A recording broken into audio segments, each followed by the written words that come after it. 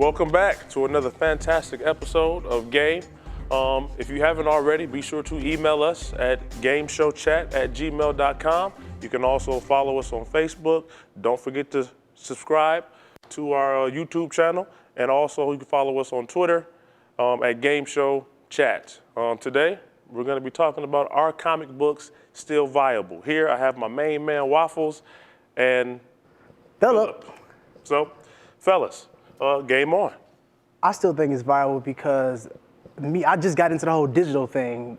I'm still the old school collector, buying it, going to the stores and paying that much money. I don't care because I love the look, the feel of the comic books in my hand, collecting the variant covers, and then just going back to the same issues. Like, wow, this was amazing just to have that cover in my hand. And the digital stuff is cool, but I still love the aspect of just going there, and being inside the store, being in the comic books and being around the other environment, talking to other fans, and seeing who their favorite characters are, and having them those legend conversations of just who's the best, who can beat who can do this.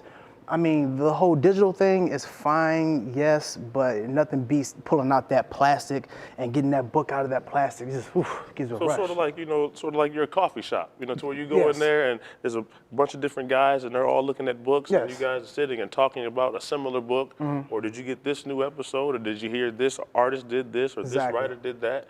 So it's, pretty interesting. What about yourself, Waffles? I get where you're coming from, but we can coexist, digital and physical. Okay. As a collector, we have more chances to actually collect books now. If you want to collect a book and never open it, ruin it, get the bins on the sides, take the book, have the digital copy, read that, and have the physical copy, and you can hang it up on your wall, you want to frame it or whatever. And it's more accessible to, say, us normal people that can't collect those $1,000 comics. The first issue of Spider-Man, you get that, you're scared to even open it up and read it, But, True. Most people never even read those books before. They just see the covers, Spider-Man hanging on the wall like that, But now you can get it digital. It's more, and it's cheaper too, But now, do you guys think, that it would still be possible for let's say one of the first Green Lanterns was going for $712,000. So in this day and age, with a lot of them being digital, but still having the physical books, do you guys think that a physical book now, however many years from now, would be able to, sell for something like that based upon you being able to get it digital? It depends on the market. They're always going to hold their value just because of what they are. But still, if a book costs that much money, and if I had that money, of course I'll buy it. Why not? You have something that nobody else has. Okay, well now I have a question. Okay. If you had a comic book with your love, with your, smell of the plastic as you peel the tape off, and the essence that comes out, with all of your love, if you have, let's say, one of these Spider-Mans or the Superman, going for $1 million plus, and you have that in your collection, the value of it, is your love for that going to supersede your financial situation? So would you? Here's the thing. Like I said, I go back. If I had that money, yes, I still would buy it. And then I would get a digital copy just to look at it, just to read the digital copy. I keep the original. I wouldn't even touch it. So you'd buy a comic book for however many hundred thousands of dollars and not even read it? I get the digital.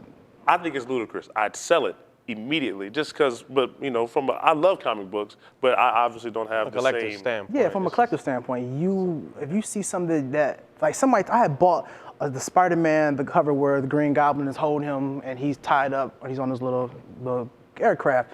I bought that because someone said, "Oh, they don't even make this. It's the only ones you can have." Come to find out, somebody made it. So I was like, so I opened it up. It's similar to guys that collect muscle cars that never drop. It's almost in the same sense. But digital comics, that car though. Exactly. But digital comics are going nowhere. With the iPads, all these kids, they're gonna grow up reading comics on their iPad. Correct. Correct. They do everything on the iPad now. So because it's digital, it's unlimited. So it's not like the issue is gonna ever be sold out. They're always gonna have that access. Just like downloading games, it's always there. There's no inventory on digital or anything. But yeah, that's true too. But still, it goes back with having that hard copy. You want a hard copy of that original that nobody else had. That original print. It could be not even be a Marvel. It could be one of them off prints from the 1920s or 30s that never seen the light of day. If somebody has it and so say, "Hey, give me $500 for this," oh, I will pay $500 for this. Okay, so with the love that both of you have, what was, one of the books that kind of got you on this path? I would have to say Jim Lee when he did the X-Men. Like when I got it for my birthday, when he did the Jim Lee, that's with DC now. DC now. He did the 6-panel spread with Magneto holding with the moon behind him or whatever, and it had all the Marvel characters, all the X-Men characters, excuse me. I got that for my birthday, and I was like, I love this cover. And it had a variant cover because they sold them in separate issues. Okay. But then I got the one with the whole fold out, and I saw that. I was like, I'm not ever gonna read this book again. I bought another copy because I wanted to read it. But you still have that book? Not now, I don't have it. I don't know. I was young at the time, and things happened, and I don't have it no more. And I wish. Okay, well, Waffles, how about you? Same book. We're the same age, so everybody. That's one of the best-selling comics ever. So like everybody had that book. Yeah. Well, no, I can say the one that, again, I definitely wouldn't, lie and say I have the love that you guys have. But the book with Wolverine impaled on Deadpool's sword, that cover, it kind of just pulled Tickled me your in. spine, just- Oh no, it did more than tickle my spine. But it was definitely a good book. But now, what would be so if you had some books and somebody was debating on trying to buy them from you, would you sell?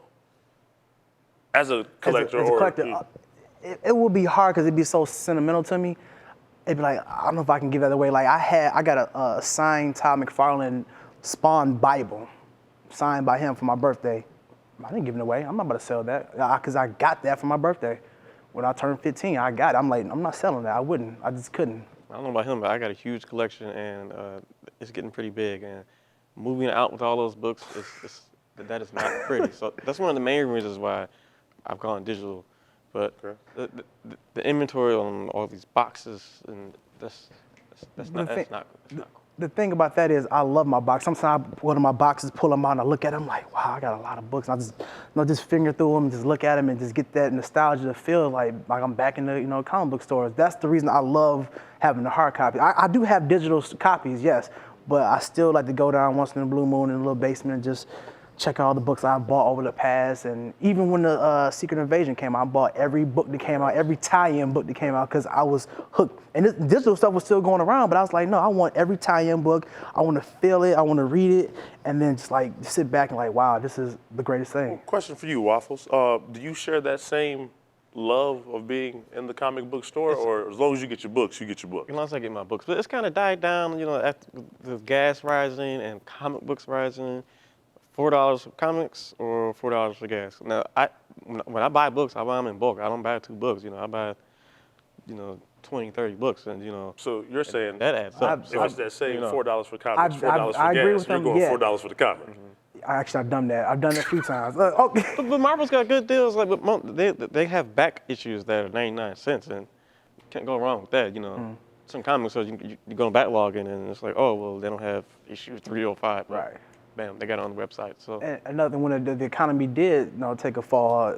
Certain books I didn't get, but there's one book that I would continuously buy just for the fact I want to keep it in my arsenal. It was The Walking Dead. I've been reading that before it even got popular on TV. I remember that. Yeah. So when when the Marvel books raised up to like $4.99 or whatever, they were still at $2.99. Okay. And so I was like, no, I gotta get it. Whatever change I got, whatever, I'm getting that book, and so I can keep up on the issue. So that's the only books that I actually bought was that. Sometimes I might buy a little Marvel stuff if I had extra money, but The Walking Dead was I pretty much bought continuously. Any last words or anything? I mean, like I said, digital is here to stay. It's not going anywhere. With anything, even with magazines and comics and whatever. Well, okay. Well, I'm sure, obviously, we can talk about this, till our tongues fall off. But you can also keep the chat going at home. Be sure to email us at gameshowchat@gmail. Follow us on Facebook, Twitter @gameshowchat, and also subscribe to the YouTube channel and let us know what some of your favorite comic books are. Game over.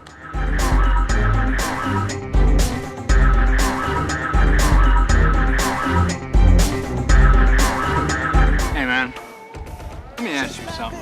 Somebody draws something and then draw the exact same thing, like right on top of it, without going outside the original designated art. What do you call it? I don't know, man. Tracing? See? Oh, I'm secure with what I do. Then just say it. You're a tracer.